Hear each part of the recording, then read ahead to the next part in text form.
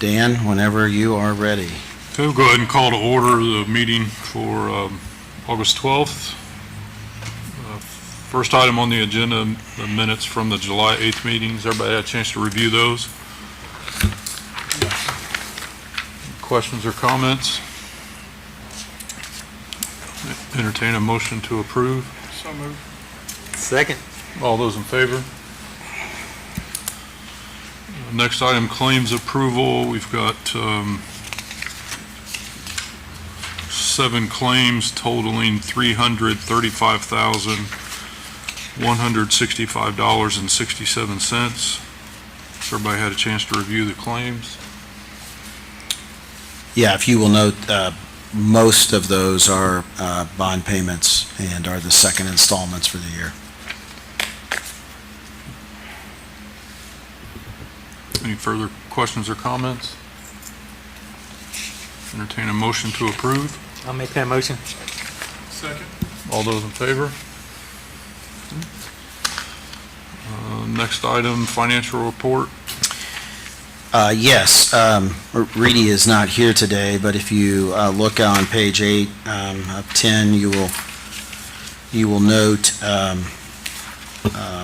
the debt payments at the bottom have all now been paid as of your previous approvals for the year, and there has been no major changes since last month. I will say that we are, as we move in towards the third and fourth quarter of the year, we have a couple of other requirements for reporting.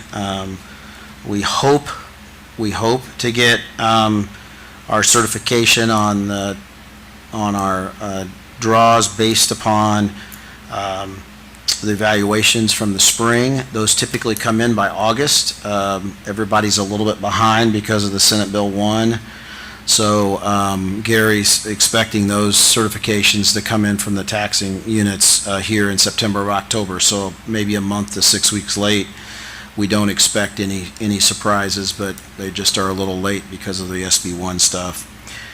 We've got the TIF impact will be reported on by the end of the year. And then, as last year, we do have to submit to DLGF our annual budget for 2025, which includes all our income that comes in. If you remember, last year was the first year we had to project grants and other sorts of things in the income side. So we'll be having that here, hopefully in the November timeframe. For you to approve. That has to be done before end of year, so we'll be having some conversations about that as well. I would like to report, since we're in the financials, that we did receive word from the Bethany Foundation that they have awarded our group here and the City of Madison and the Madison Parks Department $500,000 towards Welch Park. While that wasn't all of the money that we asked for, it's certainly a great contribution towards the renovation of that park on our riverfront, and we will be working with the Parks Commission, and park staff to work through some refinement to that plan, and then hopefully be out to bid here in the next 30 days with my hope coming to the commission here in the October meeting for an award of a bid so we can get construction started as soon as possible. So good news, and again, thank you to Bethany Legacy Foundation for their support of Welch Park. Any other questions on financials? So, timing on Welch Park, I mean, are we still thinking that's going to be this year? Well, a little bit of delay here in some things with announcements of the grant cycles and sort of those sorts of things. I think we'll have the bid awards, certainly, and I think we'll have construction started, and depending on the winter. We'll probably look at a little bit of phasing, parking lot and pickleball courts, try to get them done sooner than, because they're sort of lumped together in a similar construction process with gravel and asphalt and drainage. And then maybe, try to move other phases so the whole park's not necessarily closed down all summer. The goal will be to try to have that done by regatta next year. So a little bit delayed, but I I guess what hasn't been this year, so, but we'll get there. We'll get there. Any other questions or comments regarding the financial report? Okay, moving on to old business, don't see anything there, any changes? No changes at this time. Okay, next item, new business. Yeah, in your packet, you will see an engagement letter for the redevelopment district bond reporting. If you remember correctly, we went through a private placement for that bond with German American Bank. As a part of that, we need to do some tax requirement monitoring of that bond to ensure that we are not going to owe any tax revenue that we might get off of the interest and so forth. That is a complicated calculation, and I'll have Shirley talk a little bit about that. But given the current environment with rate fluctuations, it's been recommended that we engage public finance partners to work with our clerk treasurer to do the reporting for that bond. Hi, Shirley Rayner, Clerk Treasurer, City of Madison. So one of the conversations that I had with Tony and Bob were, I do not have the learning capacity to understand tax and arbitrage law, and I would put us behind the eight ball if I tried to take on that task. So Reedy Financial, Gary Smith had recommended this Public Finance Partners, and Stephanie there has offered us a quote, which you have in front of you, Stephanie Sergoy. So she has done work for us in the past for similar situations, and it would just be an investment in making sure that we stay on top of any reporting we need to do to the IRS. Minimum fee, I think her total quote was $3,500, if I'm correct, Correct. versus a $4.9 million bond. And that, when will that calculation have to be done? I believe the conversation we had that it will start next year. She would be able to look at the numbers next year and see what we're receiving interest-wise and see if that's something that she would have to begin reporting next year, possibly in 2027. And it would go to 2030, is that? Yes, so she'd be under contract for this to continue the Okay. service for us and keep an eye on it for us, Okay. which is best bet. Okay. Somebody's watching out for us. We want an extra set of eyes for sure. Absolutely. So is this a one-time thing, or is this going to renew every year? Is this through 2030? Is that what I understand? I have to read through this quickly with you. I believe it's the engagement letter, if I'm going to pull it back to the front. I remember. June 12th, 2030. It's 2030, I believe. Yeah, it is for $3,500 ending approximately June 12th, 2030. Yep.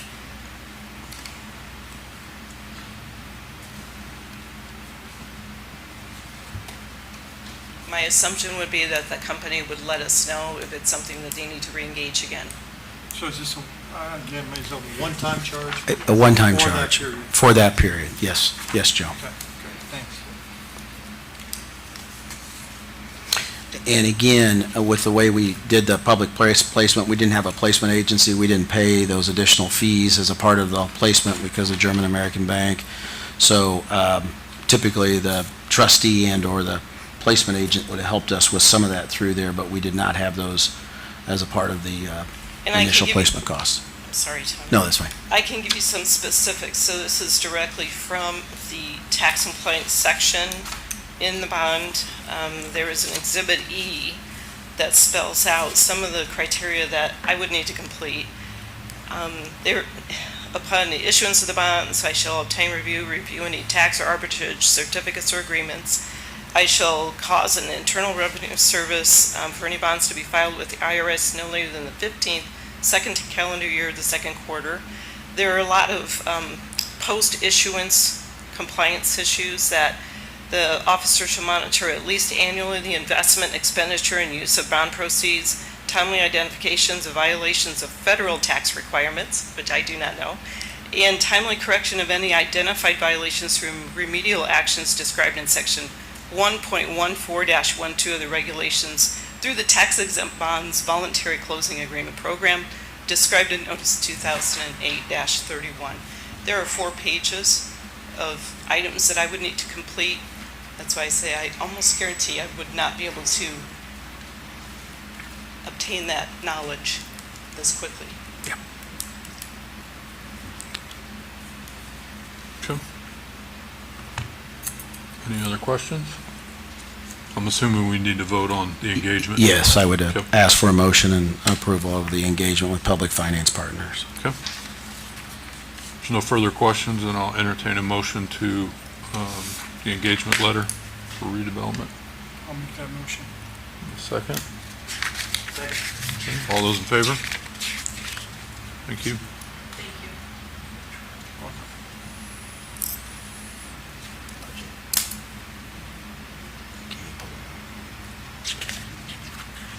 That's fine. We'll be okay.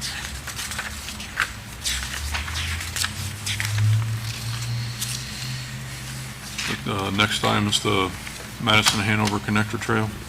Yeah, in front of you, you'll see change order number 1.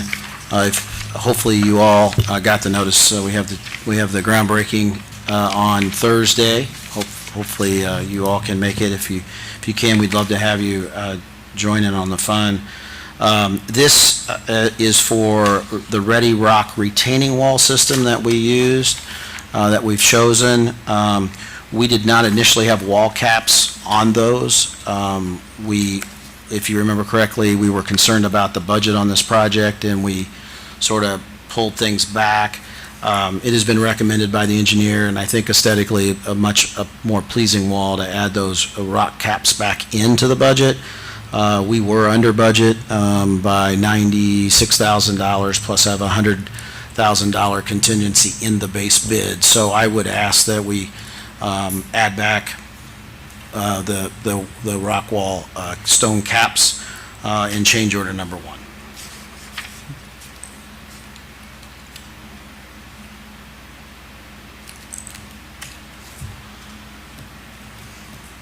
Any other questions or comments?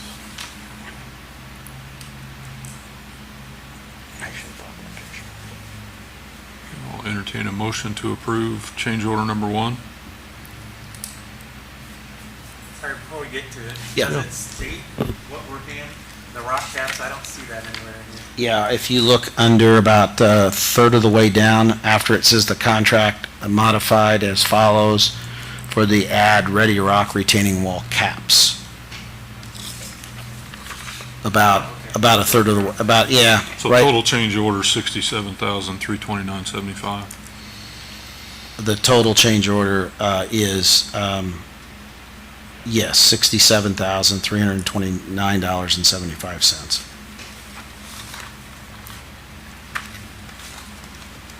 Why do we have 29,907.75 I'm sorry. as an increase? Do we have money in there that was part of the 67?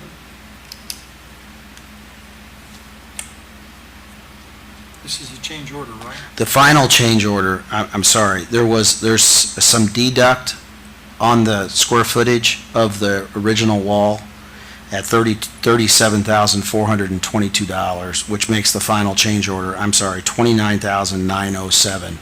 See how they broke it out? It's a little confusing, and I apologize.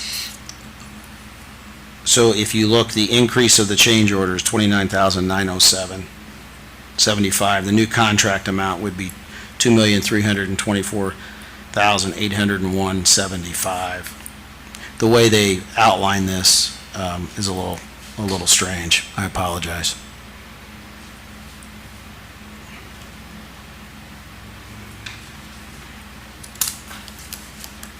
I'll make a motion, we approve it. I'll second. All those in favor? Okay. Thank you. Moving on, city matters. At this time, there's really no major updates. We're continuing to work through a couple strategies on housing, and those are moving forward, not at the pace that I would have expected, but given the complexity of both of the projects that we're in conversations with, not surprising. Lots of T's to cross and I's to dot. I would say that if you've been on the Hill reminding everybody that the two projects, housing, have been completed, and that is the Oak Hill subdivision. As you guys supported that project, that certainly made a big difference for the residents in that and helped create a value for those homes in that subdivision, and certainly helped those families tremendously as it relates to value. So we know the quality of place there is better through the investments we've made. The Habitat for Humanity is currently continuing. We've got, they're building their third home in that subdivision and are continuing to move forward. And I think you cannot miss now that there are actually apartments, the affordable apartments that are being built, the workforce apartments that are being built behind Sunrise Crossing. The residents at Sunrise Crossing are coming out of the ground, and I think one building's fully up, and the other one's probably 2 or 3 stories up. I haven't been up since last Friday, so they move pretty quick once they start putting walls up. So How many buildings will be there when everything's when it's completed, 6. 6? I think there's 3 being built today. The 3 that will be left to be built are 2 on the east side and 1 on the north. Is that going to change the size of the retaining pond? Yeah, so I get that question a lot. When that retaining pond was built, it was built without its western wall because that had to be the roadway. So the roadway is going to, if you notice now, they're starting to fill in for where the roadway will end, and it will turn left. I'm happy to share the site plan again, but as you come in, it veers to the left with a turn, and then their office building will be built on the left. As you make that turn, the office building will be there. So where you see the dirt stop today is where the western edge of the retaining pond will be.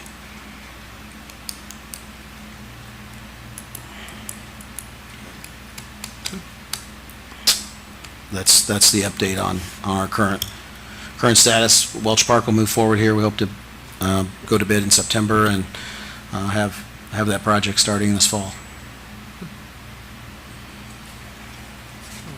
Any public comments? There's nothing else to come before the commission. I'll entertain a motion to adjourn. So moved. Second. All those in favor? Thank you. Thank you.